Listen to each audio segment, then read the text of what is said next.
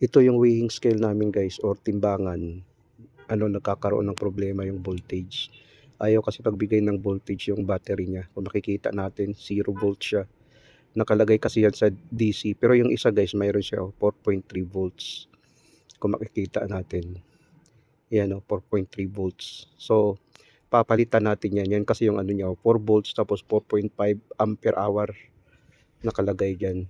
4 volts. So, yan ang ipapalit natin. Yan kasi ay mayroon siyang voltage. Kaya nga yung timbangan namin ayaw talaga yung gumana dahil wala pa lang voltage. At isa pa, na rin yan. Parang yung isang linya niya parang na rin, nag-acid. Lumalabas ng acid yan siya oh. Kaya nga nilinis ko tapos ganun din. Wala ding voltage. Nung pinalitan ko guys, okay na oh. Gumagana na yung namin, timbangan, weighing scale namin. Ayan, ready to use na yan guys. Ganun ang pag mag-troubleshoot.